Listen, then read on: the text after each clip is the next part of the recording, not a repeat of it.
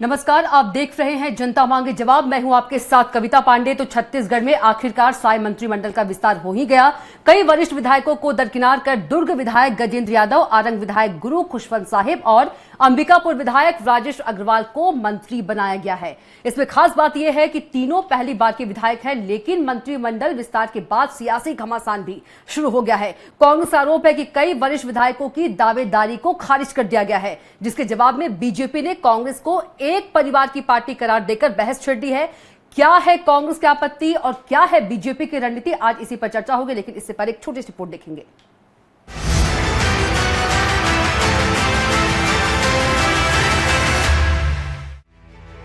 छत्तीसगढ़ में आखिरकार बहुप्रतीक्षित मंत्रिमंडल का विस्तार हो ही गया। राज्यपाल रामेन डेका ने तीनों विधायकों को शपथ दिलाई। इस दौरान सीएम विष्णुदेव साय समेत सभी वरिष्ठ नेता मौजूद रहे। मंत्रिमंडल में विस्तार के साथ ही सीएम साय ने मंत्रियों को विभागों का बंटवारा भी कर दिया। दावा किया जा रहा है कि मंत्रिमंडल में क्षेत्रीय और सामाजिक संतुलन का पूरा ध्यान रखा गया है।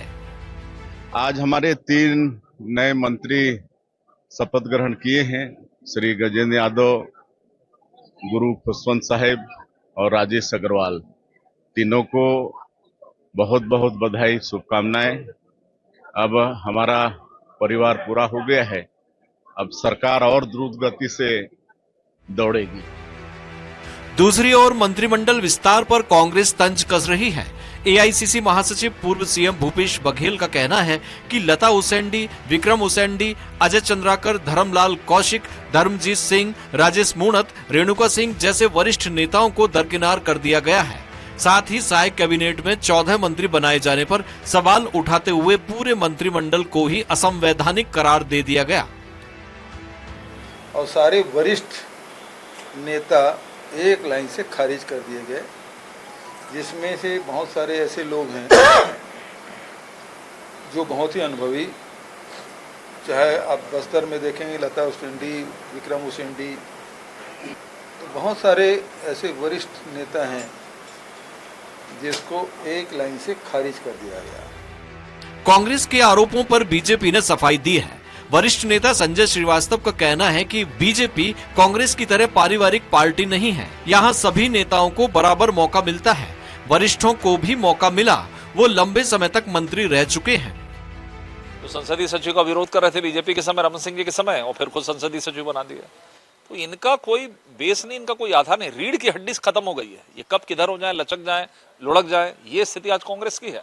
इसीलिए कांग्रेस डूब रही है पूरे देश में और प्रदेश के अंदर में। ऐसे नेताओं के बयान के कारण कि उल जलूल बयान, कुछ ठोस बातचीत करें। हालांकि साय मंत्रिमंडल में अनुभवी मंत्रियों की तुलना में नए मंत्रियों की तादाद ज्यादा है, जिसका गुणा भाग बीजेपी यकीनन पहले ही कर चुकी होगी। ऐसे में ये देखना होगा कि विपक्ष की आशंका के अनुरूप वरिष्ठ नेताओं को दरकिनार करने का कोई नुकसान होगा या सत्ता पक्ष के मुताबिक छत्तीसगढ़ अब और अधिक गति से विकास के सोपान गढ़ने में सफल होगा। स्वराज एक्सप्रेस के लिए रायपुर से दिलीप साहू की रिपोर्ट।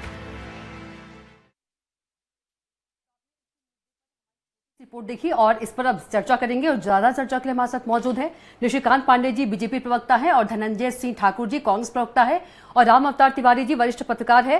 आप तीनों का चर्चा में बहुत स्वागत है। सबसे पहले बीजेपी प्रवक्ता निशिकांत पांडे जी के पास चलेंगे। निशिकांत जी, आप लोगों को बधाई मंत्रिमंडल विस्तार के लिए।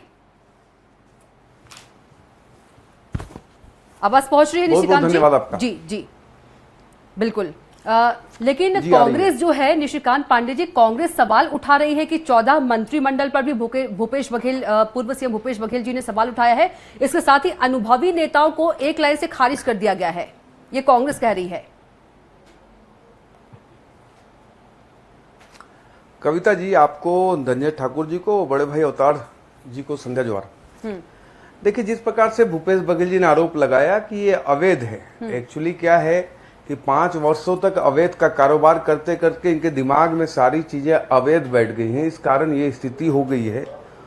विषय ये आता है, सबसे सर्वप्रथम तो हमारे 3 युवा साथी और ऊर्जावान नेता प्रदेश की जनता की सेवा के लिए तैयार हैं और मंत्री के रूप में आज शपथ लिया उन्होंने। उनके विभाग का भी बंटवारा हो गया है। जिस प्रकार से 2047 तक भारत को विकसित बनाना है, उसी संकल्प के साथ छत्तीसगढ़ को विकसित बनाने के लिए विष्णुदेव साय जी की टीम साए साए काम करी और सभी प्रदेश के 3 करोड़ की जनता की रक्षा, सुरक्षा और विकास के काम करने के लिए ये टीम 14 जो है आदरणीय मुख्यमंत्री जी का आज आपके समक्ष आ गया। कल तक तो ये सवाल पूछते थे कब बनाएंगे, किसको बनाएंगे, कौन होगा।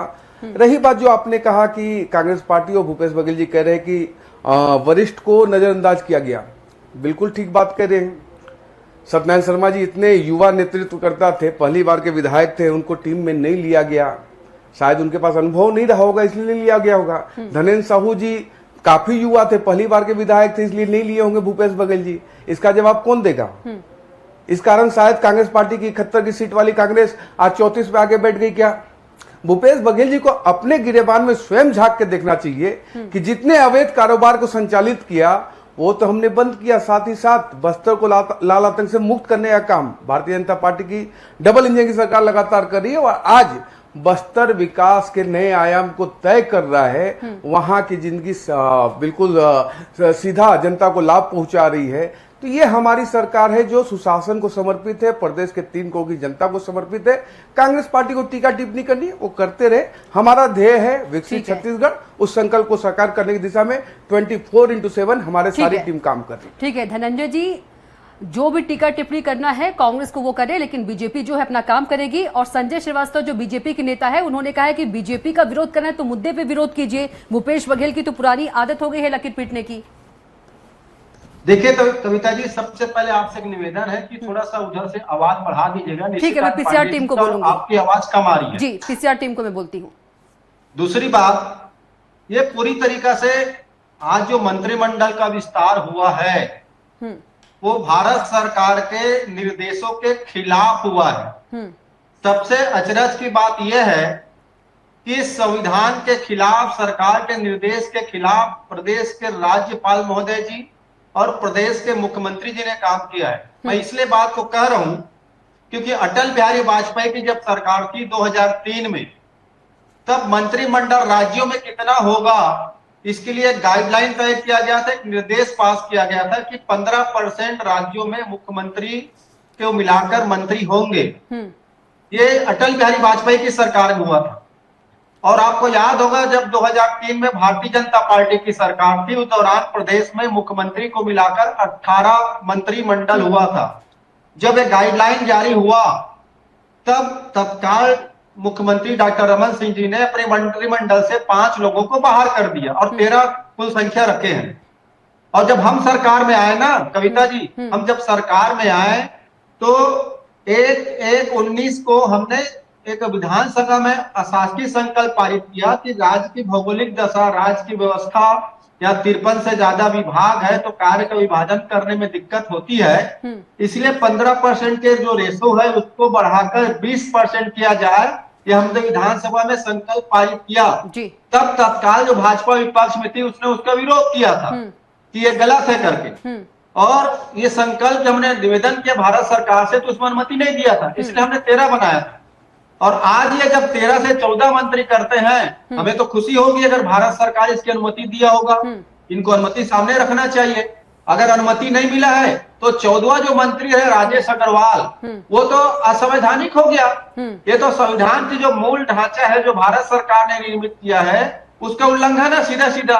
क्या कांग्रेस आगे कदम उठाएगी? अगर इनके पास कोई आदेश होगा, क्योंकि गजट में प्रकाशन नहीं हुआ तो हमको दिखा दे, जो पब्लिक को दिखा दे। कांग्रेस का क्या रुख रहेगा आगे? इसमें कुछ रुख रहेगा जिस तरह से कांग्रेस इसे असंवैधानिक बता रही है?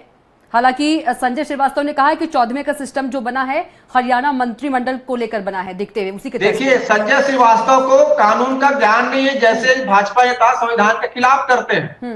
भाई भारत सरकार अगर अनुमति देगा तो 14वें मंत्री का यहाँ पे गजट में प्रकाशन होगा, तभी उसको मान्यता मिलेगी। तो ये तो ठहरे आरएसएस और भाजपा के लोग जो संविधान को नहीं मानते हैं। हम तो कह रहे हैं हमको खुशी होगी अगर 14वें मंत्री बनाने की अनुमति भारत सरकार अगर इनको दिए हैं, हम उसका विरोध नहीं कर रहे। पर क्या ये असंवैधानिक काम करेंगे? क्या प्रदेश की जनता को गुमराह का काम करेंगे? भाई आप गजट प्रकाशन कर लीजिए, अनुमति ले लीजिए। हम तो कर हम तो 20% की मांग किए थे। ठीक है, आपका जवाब ले लेती हूँ मैं निशिकांत पांडे जी से। आपका जवाब ले लेती हूँ निशिकांत पांडे जी, जवाब दे दीजिए। कविता जी, कांग्रेस पार्टी ने अभी कहा कि भाजपा को संविधान का या कानून का ज्ञान नहीं है। 15% का ज्ञान तो इनको होगा, कम से कम 15% कांग्रेस का पक्का हुआ करता था। निशिकांत उतना तो पांडे जी, ज्ञान होगा। 14वें 15% मंत्री कितना वाले होता है 90 का? सवाल पर जवाब दे 13.5। दीजिए। 14वें मंत्री वाले सवाल पे जवाब दे दीजिए। उसी पे जवाब, जी उसी पे जवाब, कविता जी उसी पे जवाब दे रहा हूँ जी, कि जी। 90 का 15% कितना होता है? 13.5 होता है। तो 13.5 में 14 करेंगे, व्यक्ति तो आधा हो नहीं सकता, कहीं से भी नहीं हो सकता, किसी भी सूरते हाल में नहीं हो सकता। तो ये कांग्रेस पार्टी क्या आरोप लगा रही है? और दूसरा बात कह रही है कांग्रेस पार्टी के असंवैधानिक है। असंवैधानिक क्या था ठाकुर जी मालूम आपको? जब प्रधानमंत्री और कैबिनेट के द्वारा पारित अध्यादेश को एक अदना सा सांसद, असाधारण डीएनए का स्वामी बकवास बोल के फाड़ता है, वो असंवैधानिक था। प्रधानमंत्री को संचालित करने वाला एनएससी जो आपने गठन किया था सोनिया गांधी जी के नेतृत्व में, वो असंवैधानिक था। तो ये सारी चीजें आप जनता के बीच में छोड़ दिया। तीसरा महत्वपूर्ण विषय, भारत सरकार पे आप कब से भरोसा करने लगे? भारत सरकार की तो लगातार आलोचना करते हैं। हम तो कह रहे हैं कि हमने बनाया है, आप में दम है, आप चले जाओ हाई कोर्ट।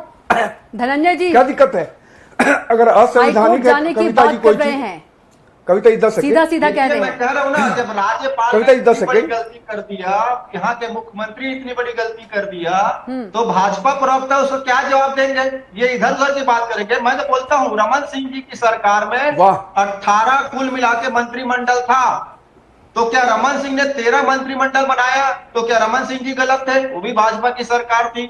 हमने 13 मंत्रिमंडल गठन किया, उसे 20% बढ़ाने के लिए हमने लिखा।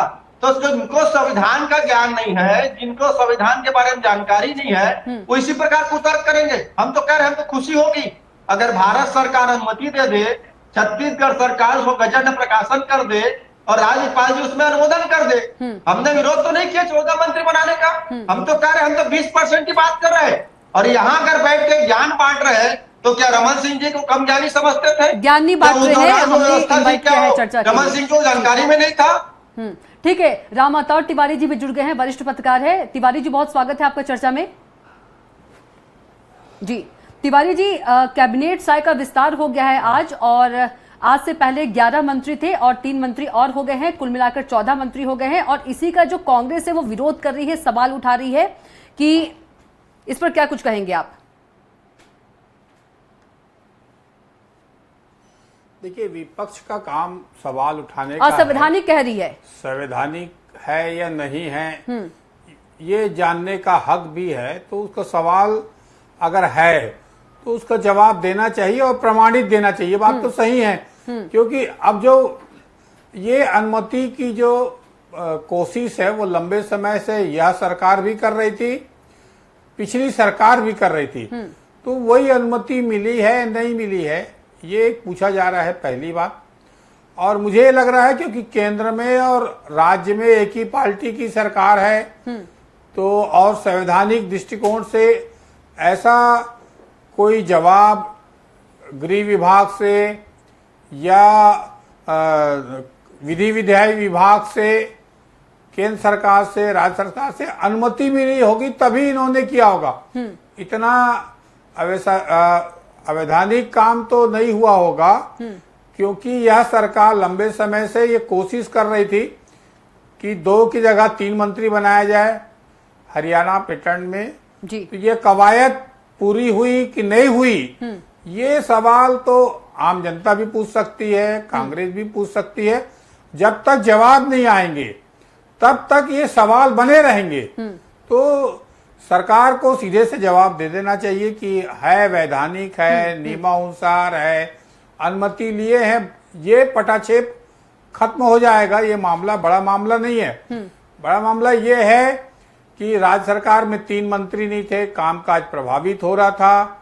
ऐसे में मंत्रिमंडल बनाया गया है, उससे अब कुछ विभाग के जो काम है, शिक्षा विभाग या दूसरे विभाग है, उन काम में गति आएगी। मुख्यमंत्री जी को एक और सहयोगी, 3 सहयोगी और मिल गए तो उनको काम करने में आसानी जाएगी। जो विभाग के अधिकारी हैं, बहुत सारे फाइल अटकी हुई थी, जो फाइल अब क्लियर हो जाएंगी तो जो काम की गति है वो आ पाए, काम का बोझ किसी के पास नहीं रहेगा। और दूसरा ये लग रहा है कि जो समीकरण है, मंत्रिमंडल बनाया गया है, वो जाति समीकरण को सबसे ज्यादा महत्व दिया गया है। ये एक बात पूरे मंत्रिमंडल के गठन के बाद आ रही है कि जो छत्तीसगढ़ के प्रमुख जाति हैं, जी आदिवासी तो मुख्यमंत्री थे, आदिवासी वर्ग ज्यादा है इसलिए मुख्यमंत्री बना दिए आदिवासी। उसके बाद मंत्रिमंडल में प्रतिनिधित्व देने की मांग अलग अलग समाज लंबे समय से उठा रहा था, यादव समाज, अनुसूचित जाति का समाज, क्योंकि यहाँ अग्रवाल भी बहुत पावरफुल हैं व्यापार के दृष्टिकोण से, राजनीतिक समीकरण के दृष्टि से, और बृजमोहन अग्रवाल जो एक बड़े नेता हैं, कदावर नेता हैं, उनका पद खाली हुआ था, उनके जगह में एक अग्रवाल को डाला जाए। ये एक संभावनाओं को टटोलते हुए, राजनीतिक समीक्षा करते हुए एक मंत्रिमंडल का गठन किया गया है, जो ये मांग तो कांग्रेस भी कर रही थी कि मंत्रिमंडल का विस्तार जल्दी किया जाए। मंत्रिमंडल के विस्तार अब से इसमें कांग्रेस को दिक्कत नहीं है, 13 की जगह 14 हो मंत्रिमंडल हो गए, गए, उसमें दिक्कत है। और दिक्कत ये भी है कि अनुमति ली है या नहीं। सही हूं मैं धनंजय जी? मैंने कहा ना, हमने खूब प्रयास किया था कि प्रदेश में मंत्रिमंडल का जो आकार है वो 20% कर दिया जाए, और हमने विधानसभा में अशासकीय संकल्प लिया था। तो तत्कालीन जो नेता प्रतिपक्ष थे धर्मलाल कौशिक जी, उन्होंने इस अशासकीय संकल्प जिसमें 20% की मांग किया गया था भारत सरकार से, उसका विरोध किया था, सदन का प्रज्ञापन किया था। तो सवाल यह उठता है ना कि जब राज्य के हित में कोई बात होती है तो भाजपा विरोध करती है, सत्ता मिलते ही असंवैधानिक काम करती है। हम आज भी कह रहे हैं 14वें मंत्री से हमें कोई इतराज नहीं है, लेकिन वो संवैधानिक प्रक्रिया में होना चाहिए। भारत सरकार की अनुमति आती तो गजट प्रकाशन हो जाता, तो संवैधानिक उसको मान्यता मिल जाती। निशिकांत जी, इसका जवाब दे दीजिए। संवैधानिक काम करने वाली हम तो कह रहे हैं कि आपने जो 33 सुनिए ना कविता जी, दूसरी बड़ी बात, भारतीय जनता पार्टी जो 33% महिलाओं को आरक्षण देने का दावा करती है, महिला सशक्तिकरण की बात करती है, उसका यहाँ पे पोल खुल गया है। 14 अगर मंत्री बनाए हैं उसमें एक महिला मंत्री है, जबकि अगर ये दावा करते हैं महिलाओं के सशक्तिकरण की बात करते हैं तो कम से कम 4-5 तो महिला मंत्री होना चाहिए। ठीक है, अभी आज जो मेन मुद्दा है उससे बात कर लेते हैं, मेन मुद्दे पे। ठीक है निशिकांत जी, जी प्लीज जल्दी से।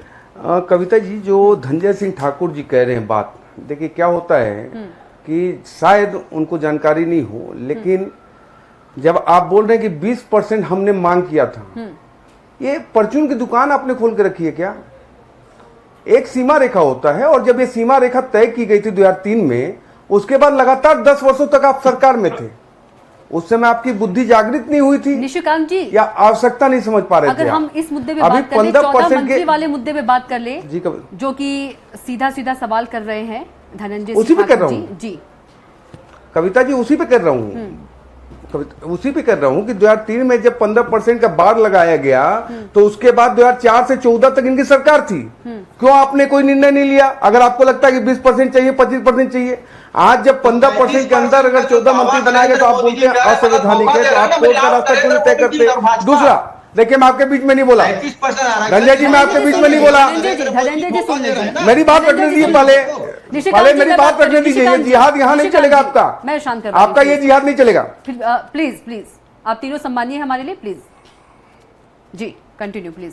निशिकांत जी, जी मैं अपनी बात रखूं? बिल्कुल। देखिए कविता जी, ये इन्होंने कहा, हमारे मित्र ने कहा कि हमको संविधान का ज्ञान नहीं है। ठीक है भाई, हमको संविधान का ज्ञान नहीं है, आपको संविधान का ज्ञान है ना। आप ये बताइए कि संविधान का निर्माण कितने दिन, कितने महीने, कितने साल में हुआ था?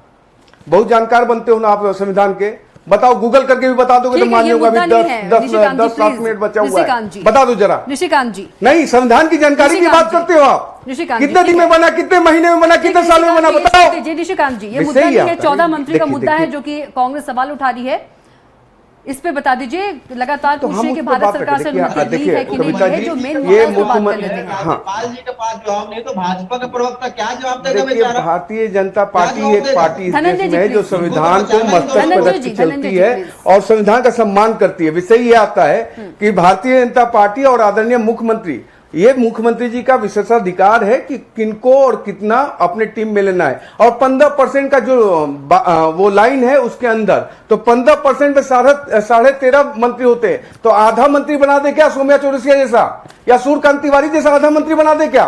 ऐसा हमारे यहाँ नहीं हो सकता। ये कांग्रेस की चाल और चरित्र और चेहरा है, हमारे यहाँ नहीं है। हमने प्रदेश के 14 सेवक आपके समक्ष रख दिए हैं, जो प्रदेश के 3 करोड़ की जनता की रक्षा, सुरक्षा और विकास के नए आयाम को तय करके विकसित छत्तीसगढ़ के संकल्प को साकार करने के लिए पूरी ताकत से, शिद्दत से काम करेंगे। ठीक है। राम अवतार तिवारी जी, धनंजय ठाकुर जी जो हैं, अभी इन्होंने कहा कि राजेश अग्रवाल जो हैं वो भी मंत्रिमंडल में है और वो अवैधानिक हैं।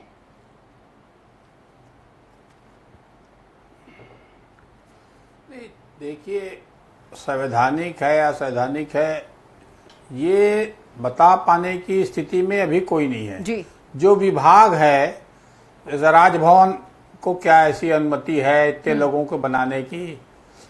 क्या विधि विभाग से कोई ऐसा अनुमति मिली है, नहीं मिली है तो कागज दिखा दें, ये विवाद खत्म हो जाएगा। क्योंकि छत्तीसगढ़ राज्य गठन के बाद छत्तीसगढ़ राज्य बना है, तब से मंत्री 13 बनते रहे हैं और हर समय से ये मांग रही है। ये बात सही है।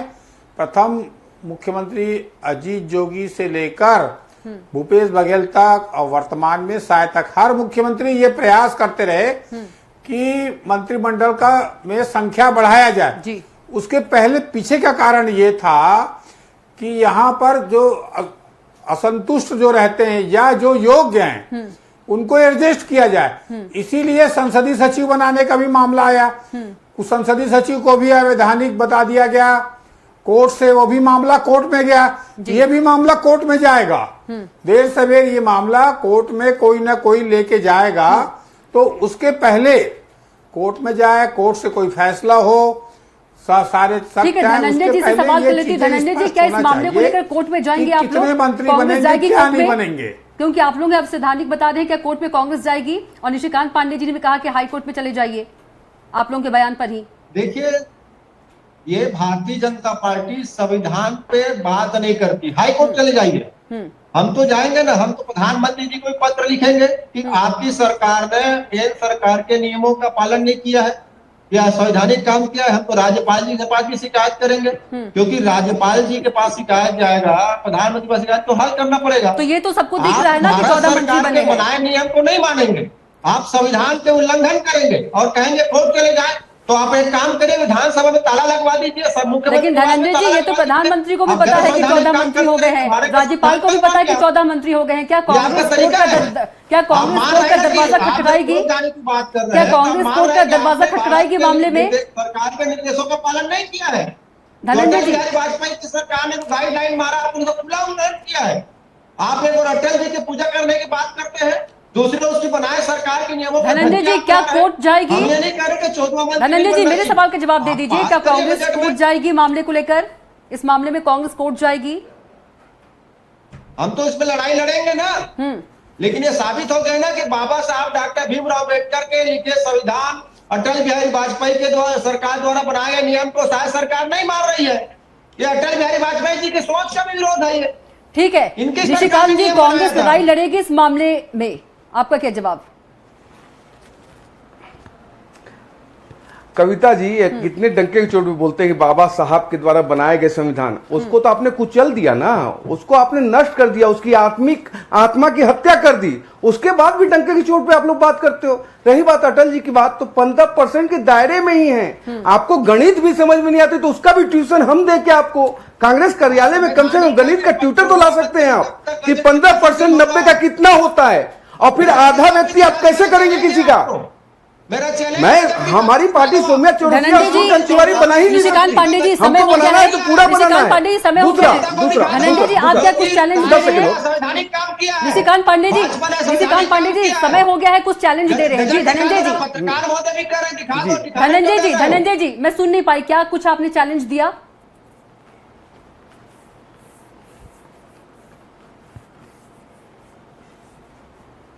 धनंजय जी, आपने चैलेंज की बात की, प्लीज मैं सुन नहीं पाई, कृपया दोबारा दोहरा दीजिए। मैं चैलेंज कर रहा हूं, इनके पास गजट में है तो गजट दिखा दे पर आपके चैनल में। मैं तो कह रहा हूं ना, 14 मंत्री बनाने से कोई आपत्ति हमको नहीं है। हम कह रहे हैं जो भारत सरकार की अनुमति है, गजट में हमने प्रकाशन किया। ठीक है, समय हो गया, जल्दी से एक छोटा सा एक लाइन में जवाब। निशिकांत पांडे जी, समय हो गया है, छोटा सा जवाब जल्दी से। बता रहे हैं गजट दिखा दीजिए, अनुमति मिली है तो जल्दी से। प्रदेश की जनता को हम दिखा देंगे, कांग्रेस को दिखाना हमारी मजबूरी नहीं है, प्रदेश की जनता को हम दिखा देंगे। निशिकांत पांडे जी, कांग्रेस भी जनता नहीं है, हमारा उत्तरदायित्व प्रदेश की जनता के प्रति है, कांग्रेस के प्रति नहीं है। चलिए, आप तीनों को बहुत धन्यवाद। निशिकांत पांडे जी, आपका नहीं, हमारा उत्तरदायित्व तो प्रदेश की जनता के प्रति है, कांग्रेस पार्टी के प्रति नहीं है। तो कांग्रेस भी तो छत्तीसगढ़ में रहती है ना निशिकांत जी। चलिए, आप तीनों का बहुत ही धन्यवाद। निशिकांत पांडे जी आपका भी, और धनंजय जी आपका भी, और राम अवतार तिवारी जी आपका भी। तो बता दें कि आज साय कैबिनेट का विस्तार हो गया है और 11 से 14 मंत्री बन गए हैं, लेकिन इसी 14 मंत्री पर जो कांग्रेस है वो सवाल उठा रही है और उस पर बीजेपी का कहना है कि बीजेपी का विरोध करना है तो मुद्दे पर कीजिए। फिलहाल के लिए जनता मांगे जवाब में इतना ही। आप देखते रहिए स्वराज एक्सप्रेस। नमस्कार।